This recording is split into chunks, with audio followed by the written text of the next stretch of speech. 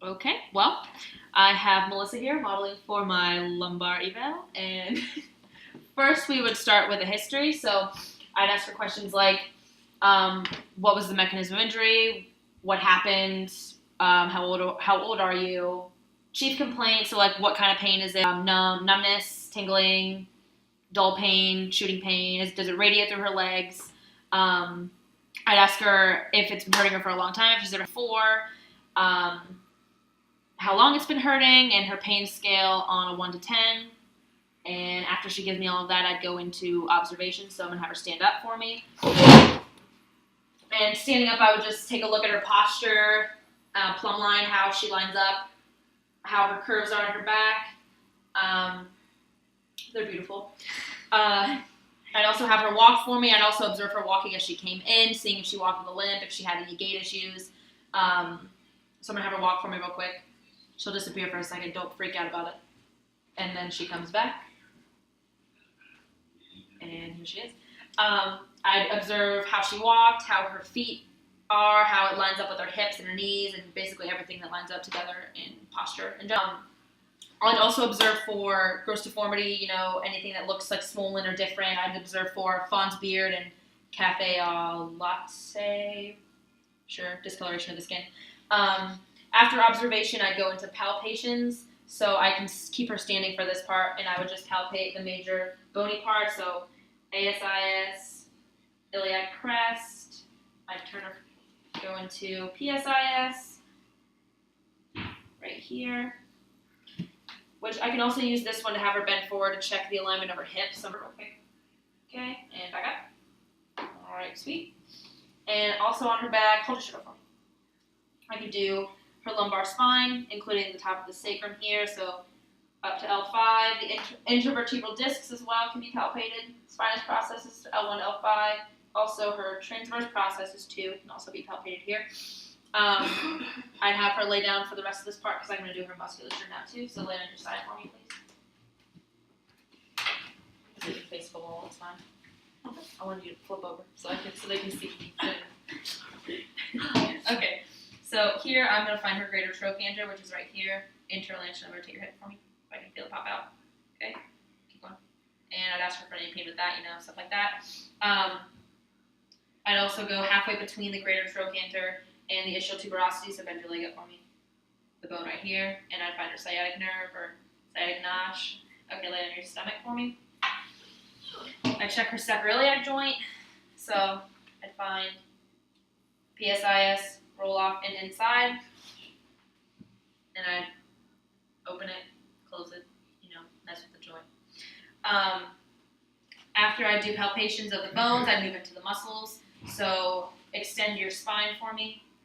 Any pain on the paraspinals with that. Extend your legs for me. Pain with that as well. I'd isolate. I'd have her extend one leg at a time for me. Hamstring, other leg.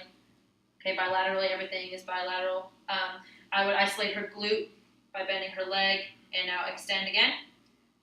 And bilateral, glute, again. Okay? And please laterally flex to this side. Thank you. And laterally flex to this side. Thank you. Now I'm going to lift your hip up, and you're going to push down against my hand. Push. All right. During palpation and musculature, I would also do like manual muscle testing and strength. So I'd have her push up against my hand to test hamstring, push up. Okay, now flip over for me. Push your legs up on the table, please. Hook line, thank you. I do her abdominals. So just do a crunch real quick. Transverse abdominis, hands behind your head. Touch this elbow to this knee. Internal and external obliques bilaterally, both sides. And if there's nothing with that, I would do resistive muscle testing. So I would push her up, push up, thank you. And that side, thank you. And I also do the hamstrings here. Put your leg down, please. I'm going to lift it up. I'm going to push down against me. Okay, push down, keep going. Okay, other one. Push down. Thank you. And pull up against me. Quads, pull up. All right. It also can do hip flexors, and so the iliopsoas is also in there too. Lay on your side. And abductors and adductors. Straighten your legs, please. Push up against here. Sweet. Stabilize her hip while she's doing this at the same time again. Okay. And push up here. That's adduction. It's really hard to do that way. I'm just doing it because it's quick. So now sit up for me on the edge of the table. Internal, external rotation. This one. So push against my hand. Okay. External rotation of the hip. Push against my hand. Internal rotation of the hip. Same way bilaterally. Push against. I'm not doing anything. Do it again. Push inside. Okay. So once you go through manual muscle testing, I move into special test.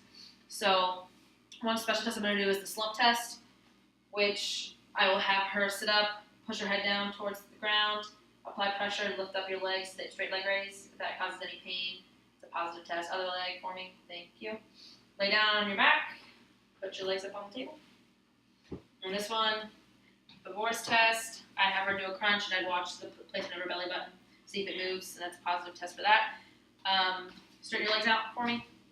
Hoover, have her push down with her right leg, or lift up your right leg, and I would feel her push down into my hand with her left bilaterally.